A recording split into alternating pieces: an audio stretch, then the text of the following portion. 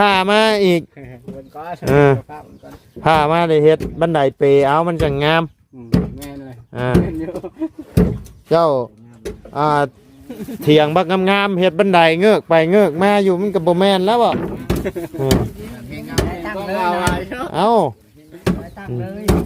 เฮ็ดบันไดอันนั่นนะฮะบ่เอาได้บันไดเป็นคันเอาบ่ลูกเคยโอ้เอาดอกเอาบ่ลูกเคยเอาลูกเคยเอาดอกเคยช่างลูกเคยช่างเนี่ยแม่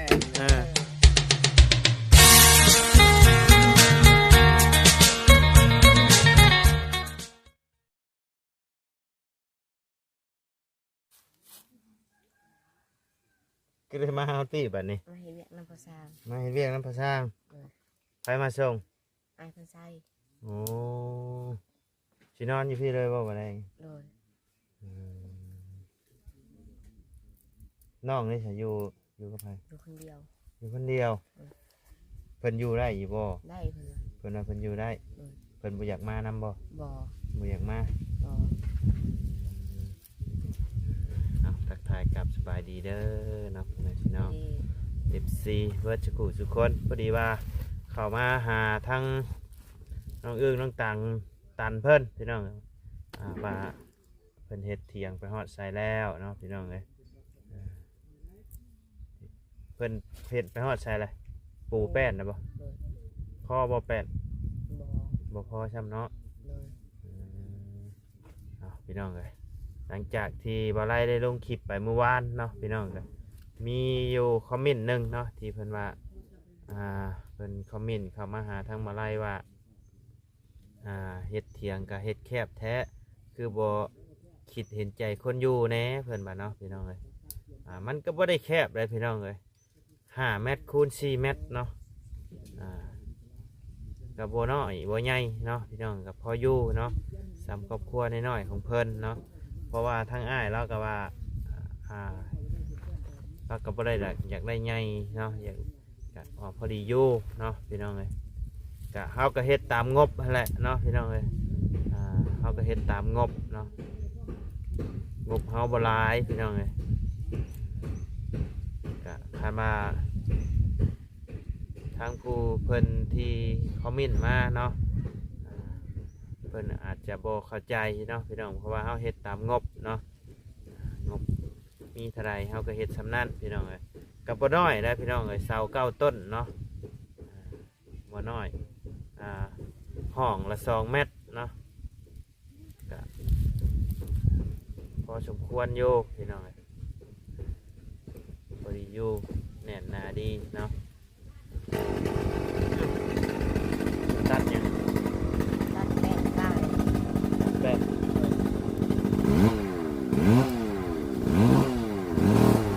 ข้าวเที่ยงแล้วก็มาถึงข้าวก็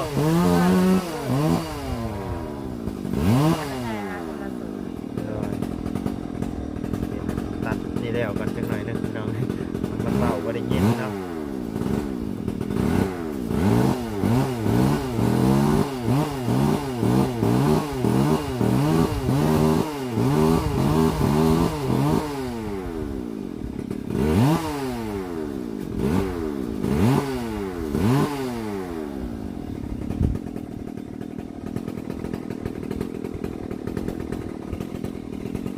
ใส่จักรสตินตัดมาเลยเนาะ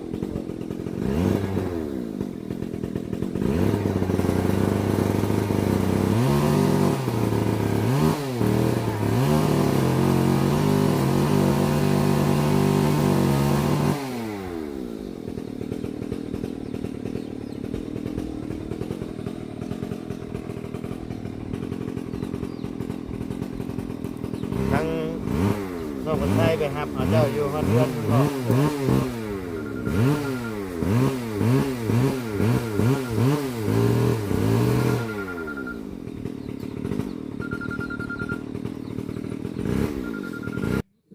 ะพี่น้องเดี๋ยวแล้วเนาะจักแม่นผู้ใดส่งเสียงมานี่พี่น้องเลยบ้าบ่รู้เรื่องเลยนี่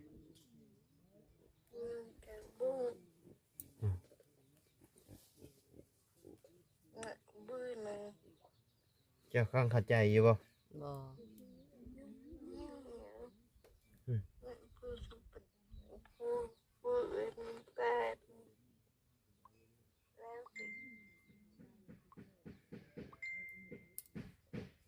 เสียงมันจะ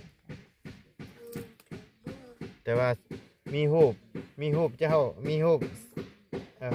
โมเมนต์เนาะ บ่นิ้วใช่บ่ มีน้องนิ้วแต่ก็บ่ไล่เมื่อวานนี่พี่น้องเอ้ยนี่นะเป็นแคปรูปมาให้เบิ่งส่งรูปน้องนิ้วมาให้เบิ่งผู้สาวน้องนิ้วบ่ โอ้ยเนาะ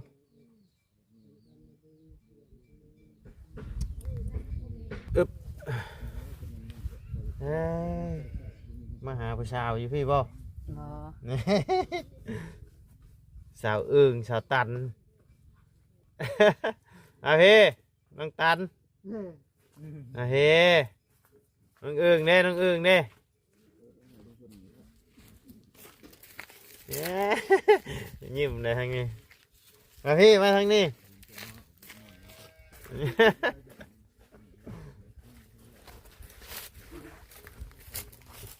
เดี๋ยวเราไงสบายดี สบายดี เอ้ย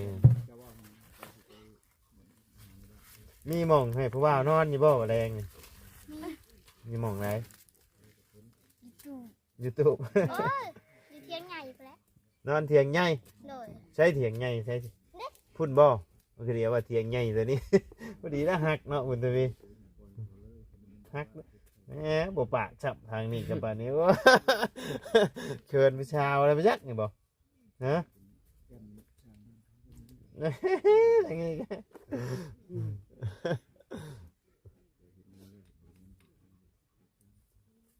พ่อบ่แป้นพ่อบ่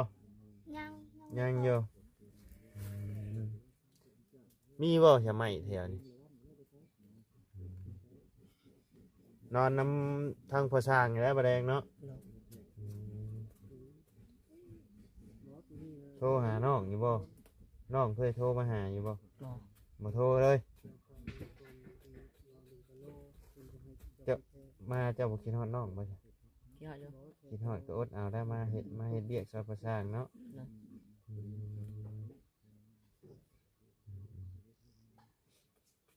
ได้ยินข่าวว่าเขาหาผู้ชาวบ่ตอนแบะมาตอนมาเอ้ย แอมใส่ผ้าไป ฮะ แอมใส่ผ้าไป เขาหาสาวน้อยบ่เนี่ยเนาะงามบ่ งามดู งามเนี่ยมักบ่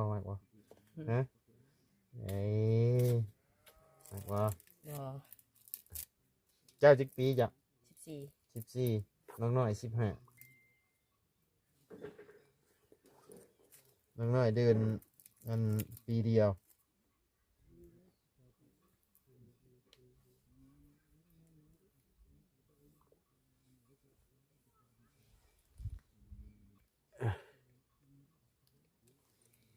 หาผ่านนาให้ผู้ว่าตุ่มเด้อบ่แดงเด้อ ได้ยังกับข้าวโชว์อ้ายเพิ่นกิน หมดแดงหมดแดงเจ้าว่าไปไง แม่ แม่ได้หลายบ่ได้หลายบ่ ได้ไม่ได้ก็ ได้หลายเติบ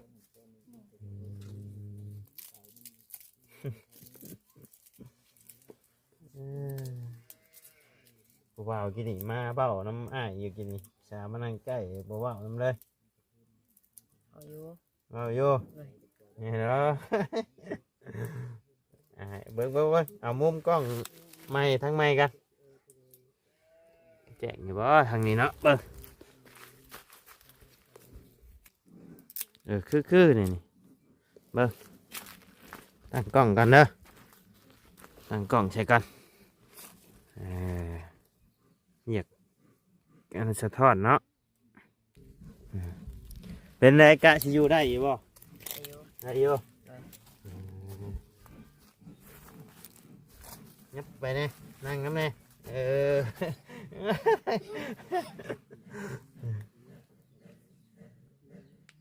ยู่ได้หันได้เบาไรเอ้ ฮะคืออยู่บ่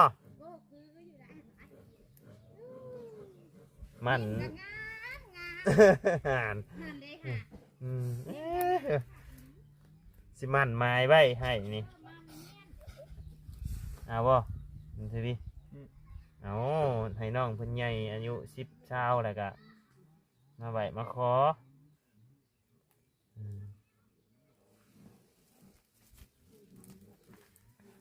นั่งดีๆก่อนมาได้กันพี่น้องกัน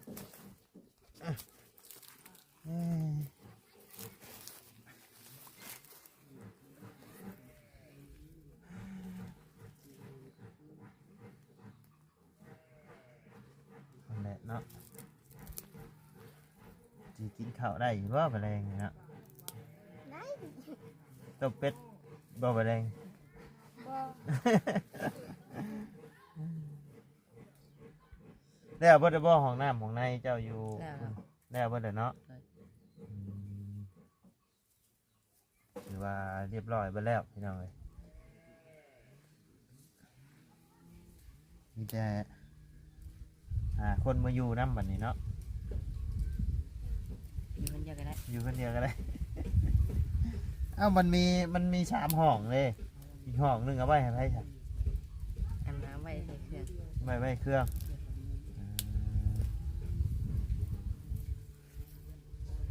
ชายฟ้าช่วงที่อยากมาหาพ่อทั้งพ่อช่างแท้ ห้ามแล้วก็ห้ามชุบ เมื่อหาไม่ชุก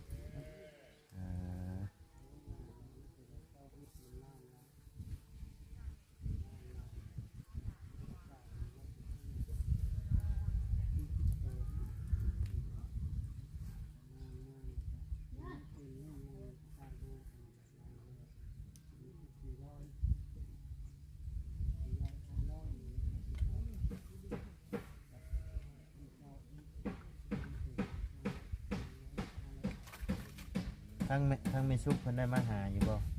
เราไม่มีเงินมา มึงมีเงินมาหาแล้ว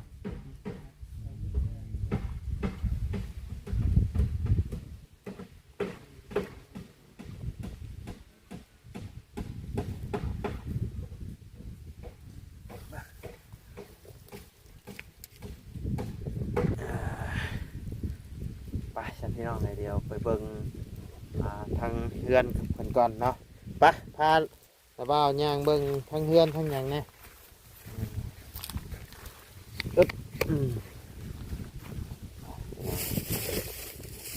ซื้อกาแฟมาให้ทางพ่อสร้างเพิ่นพี่น้องเพิ่นอยู่ไกลเนาะพอได้ให้ตอนเช้ามาพอได้มีเหือมีแห้งสบายดีบ่แก้วโดยหาที่มาเนาะเจ้ากันเนาะ แม่นแล้ว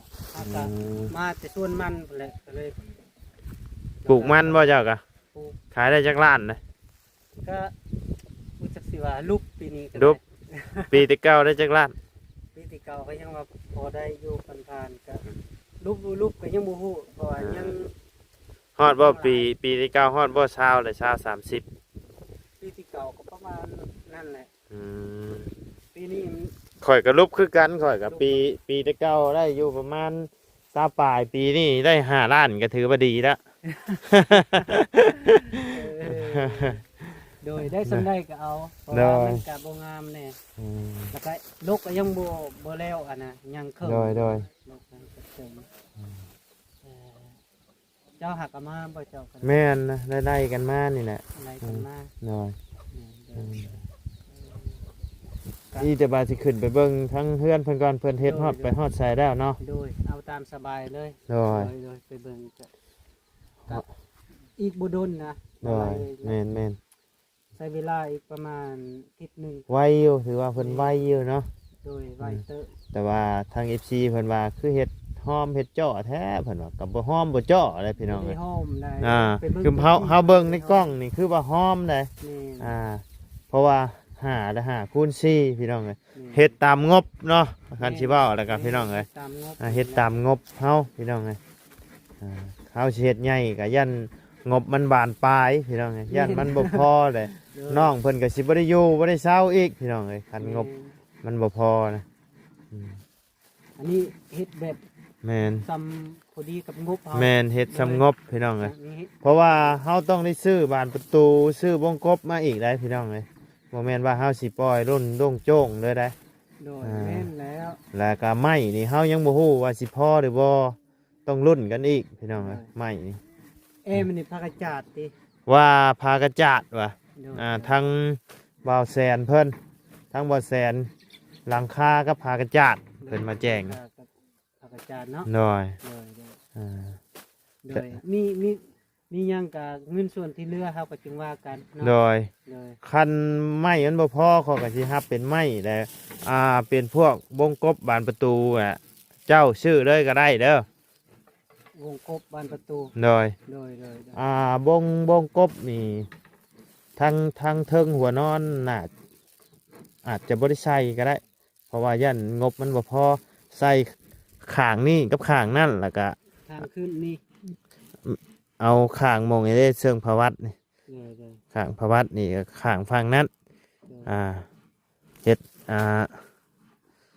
สองป้องเอา สองกองเนาะ เฮ็ดแมนเฮ็ดเป็นสองวงเอาแต่ว่าไอ้วงหนึ่งให้มันมีสองเฮ็ดสองวานเอาหั่นนะ โดยโดย แล้วก็เฮ็ดสิเฮ็ดเป็นห้องให้เพิ่นบ่เดี๋ยวจังเบิ่งงบอีกทีการเฮ็ดเป็นห้องนี่ยันงบมันบ่พอพี่น้อง แม่นแหละ อ่า คันว่าสิการห้องก็คือ โดย สิบ่พอ โดย ในการ อืม แล้วก็วงกบนี่ก็พังเบิ่งก้อนคันมัน โดย เหลือเท่าใดเฮาก็จึงว่ากัน โดย โดย เพราะว่าน้ำเจ้ามีเท่าไหร่ค่ะ 10 10เนาะค่าได้ค่าสร้างก็6 6บ่ แม่นค่าสร้าง6ล้าน โดยโดย แล้วก็เดือมเจ้าก็4ล้านแล้วก็เจ้าตัว4ล้านน่ะเจ้าซื้อบานประตูก็วงกบมาก็ได้เด้อ โดย และชวนน้ำเฮานี่เฮาสิถ่าเบิ่งว่าไม้มันพอบ่คันไม้มันบ่พอบ่หยังแหละเฮาสิเอาชื่อไม้เฮาน่ะ โดยโดย อืม วงกบนี่เอา2วงเนาะ แม่น 2วงใหญ่บ่ วงน้อยนี่วงประตูปงเอี่ยมสอง โดย แล้วก็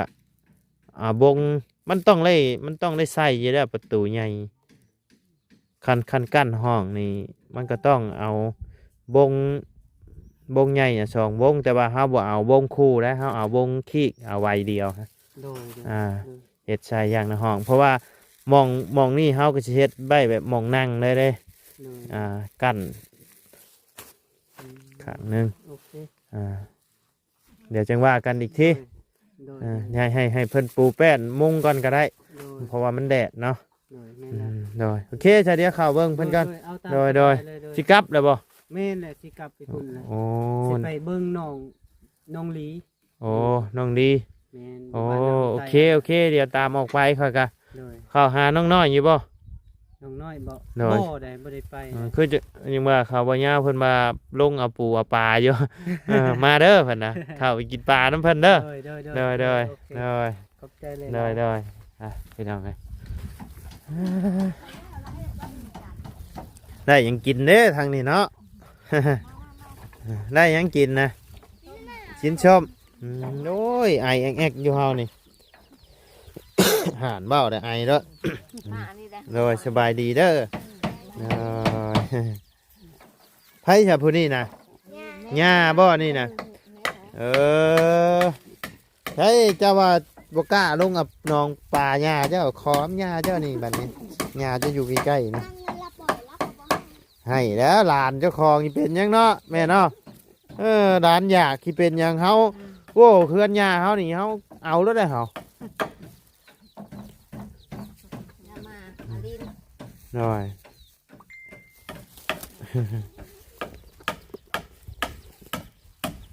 ไปพี่น้องเลยป้าแล้วเลยเนาะทางนี้เนาะไวพี่น้องเลย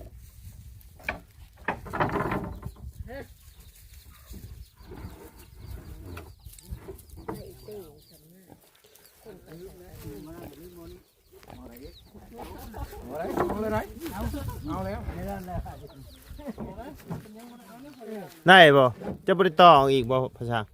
บ่ได้แล้วสำ ฮะ มัน70เพิ่นว่าจะได้ขนาดนี้เลยคือ อ๋อเจ้าของเถียงเพิ่นว่าอยากได้ซำนี้เนาะ แม่นมันหลายก็ยันว่าใช้ข้าวมันกับ อ๋อ ไม่เพิ่นนะ โอเคใช่ แต่ว่ามันลื่นไปหลายเพิ่นยันไม่ใช้ข้าวมันฉันนะ โดยโอเค กว้างเลยได้บ่หลายเอ้ย บ่เป็นหยังบ่เป็นหยัง ใส่แกลกๆอะไรนี่ เอาอย่ามาใส่บันไดอย่ามันหอมหั่นนะอ่า เพิ่นจะได้เท่านี้เพิ่นว่า อ๋อโอเคครับใช้ขึ้นทางไหนบัดนี้ พุ่นละกำลัง ขึ้นพุ่นบ่ ก็ได้อยู่ขึ้นก็ได้อยู่ระวังได้ ขึ้นพี่ได้ใช่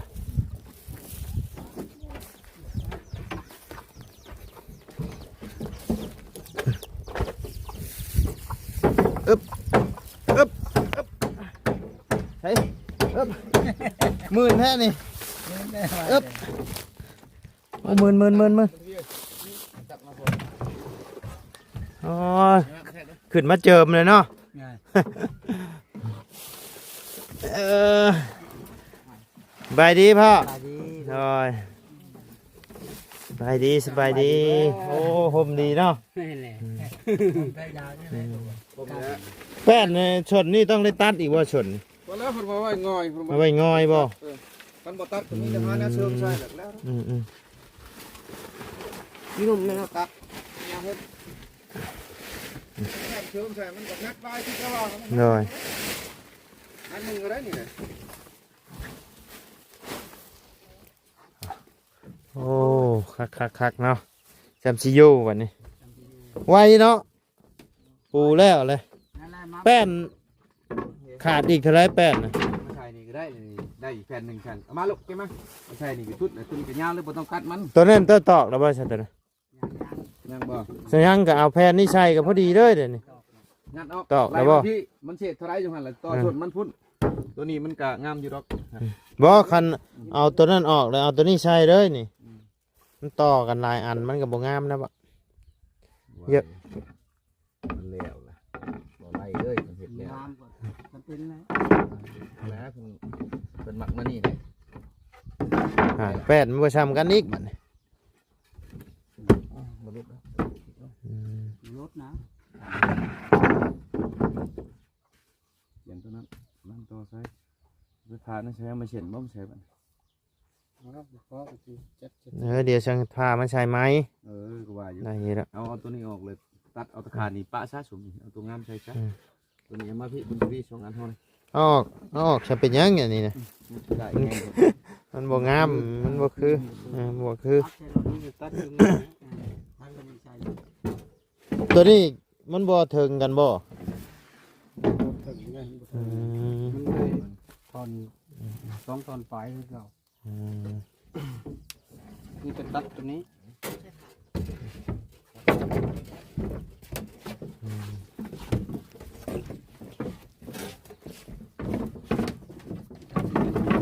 ยังทันตอบ อืม ได้พวกเอาดิถ้าว่าได้ฉันนี่บ่ ฮะ ได้แล้ว คันซ้ำนั่นน่ะงาม ได้แล้วมันจะเชิญไม้ออกไป เชิญไม้ออก ทางนั้นแล้ว แม่นเสือไม้ออกไป เชิญไม้ออกไป เพราะว่ามันต้องเฮ็ดบันไดเปเด้ไม้เราเดือลายอยู่นี่ ว่าบ่ได้ไม่นั่นน่ะเหลือหลาย เจ้าไปพามาอีก มันก็ เออ พามาได้เฮ็ดบันไดเปเอามันจังงาม แม่เลย อ่าเจ้าเถียงบักงามๆเฮ็ดบันไดเงือกไปเงือกมาอยู่มันก็บ่แม่นแล้วบ่อืม ตั้งเลย เอ้า ตั้งเลย เฮ็ดบันไดอันนั่นนะบ่เอาได้บันไดเป็นขันเงือกไปเงือกมาสิไปอะไรกันเฮ็ดประตูปิดเอาแล้วอันนี้มันก็ซ้ำเฮือนดังหนึงได้นี่บ่แม่นนะ แม่ อันนั้นได้นี่นะอ่า ข่าวธรรมดาได้ มูลค่าก็บ่เป็นไปถึกได้นี่20เลย20ปลายล้านสิเข้า30 40ล้านนั่นนี่มูลค่ามันนี่ก็เติมพลังกันนะบ่มื้อนี้ฮะเติมนะบ่ การพูดเครื่อง หานกันพุทธเครื่องเอ้านี่นะละ เติมเลยตัวนี้เอ้าต้มน้ำร้อนให้เพิ่นเด้อ คือวันกินได้ ซื้อกาแฟมาฝากเพื่อนพี่น้องเลย โยนางเงาอยู่บ่มีเราเห็ดผู้เดียว โดย ใช้เพิ่นกับ เมียเพิ่นไปอยู่ผู้เดียวผมก็แค่ล้มกันแค่นี้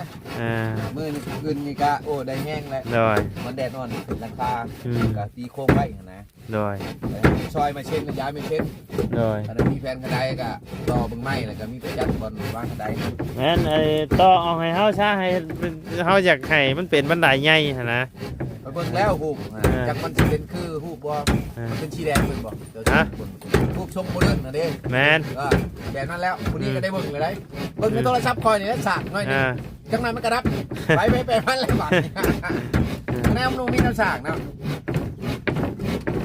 ดีแล้วล่ะ มันเพราะว่าเฮาสิให้หลังคามันยื่นไปได้ให้มัน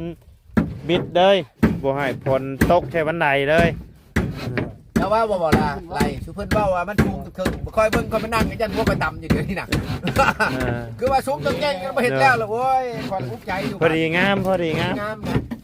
เฮ็ดแรงก็บ่เปลือง เดี๋ยวเบิ่งคันเงินมันเดือมันหยังแหละซื้อสีมาทาเอาเสา ลำเนาะบ่ได้ เฮ็ดให้งามๆด้วยนะแม่นี่เด้อ บ่เอาบ่มักขี้ละลายบ่ ว่าแค่ว่าอันนั้นก็มีแต่กันมันไม่หยังมันเหลือก็มีแต่อยากเติมคือว่าแล้ เด็กเติมเพื่อนบ่ แม่นแล้วจะมาพูดถึงกันว่าลงสีลงหยังประมาณเพราะว่าแต่ว่าเน้นหนาโอเค โอ้อยากกันเงินเดือจะอยากพาไหมเมื่อใช้เฮือน โดด อ๋อโอเคเดี๋ยวจังว่ากันมันเดือทั้งนี้ก่อนเนาะ โดด มีเวลาจังสิเมื่อเบิ่งพี่น้องเอ้ยเฮือนเดาเนาะ เพื่อนมันก็จมกวนหมดเลย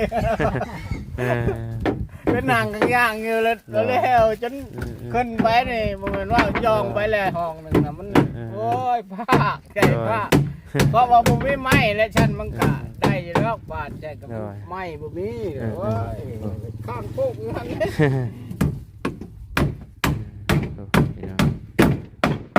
หยดเดียวทันใจ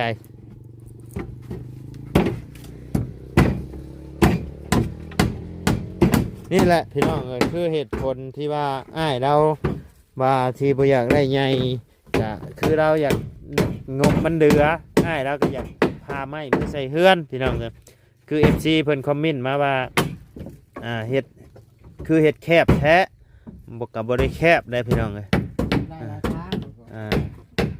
เฮ็ดตามงบประมาณเนาะถามว่าแคบบ่มันก็บ่แคบเด้ทรงโมเดิร์นพี่น้องนี่กะกั้นนี้ตั้งเทิงพ่อกับแม่ห้องนี่กะลูกสาว2 คนเอาว่าลูกเคย โอ้เอาดอกเอาว่าว่าลูกเคยเอาลูกเคยเอาดอกเคยช่างลูกเคยช่างนะแม่เอาว่าเอามาคนไหนบุญทวีนี่บอกเลยลูกเคยยิ้มออกเลยแย่ไปแย่มากลูกเคยเมื่อปะเอ้ย